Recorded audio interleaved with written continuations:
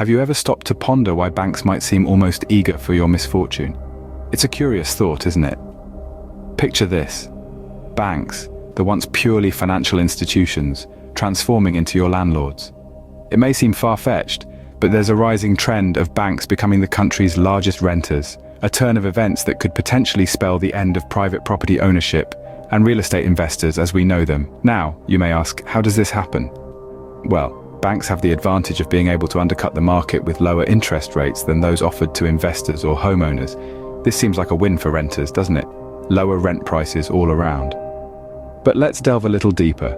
Imagine if these low-rent, bank-owned properties significantly undercut the mortgage or rent rates of private landlords. This could lead to a scenario where private landlords are forced out of business because their rates simply can't compete with the banks. Imagine this, your social credit score now determines where you can live. Yes, you heard that right. In a world where banks are becoming landlords, your social behavior could potentially dictate your renting possibilities. Social credit. A system where your every action, every statement, and every financial decision is monitored, recorded, and ranked. Now, what if this score was linked to your ability to rent in certain areas? Picture this scenario. You decide to voice your opinion about a banking policy, or perhaps you're late in paying a few bills.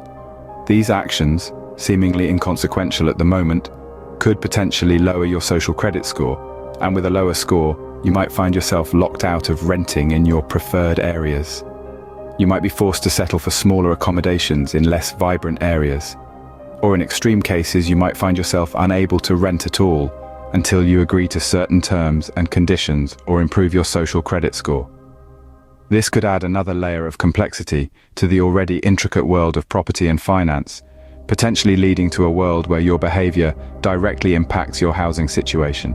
So, while on the surface, it may appear that lower rent prices are a good thing for the average renter, this could lead to a significant imbalance in the property market. With private landlords potentially forced out, banks could monopolize the rental market. And with no competition, there's little stopping them from raising those initially low rental rates.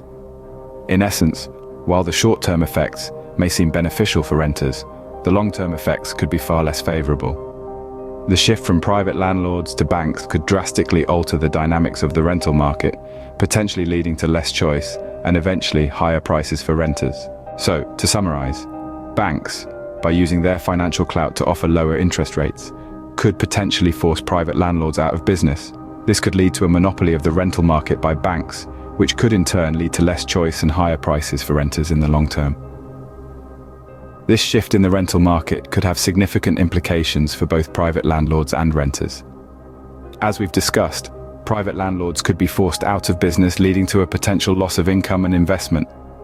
For renters, while the initial prospect of lower rents could be appealing, the potential for less choice and higher prices in the long term could be a cause for concern.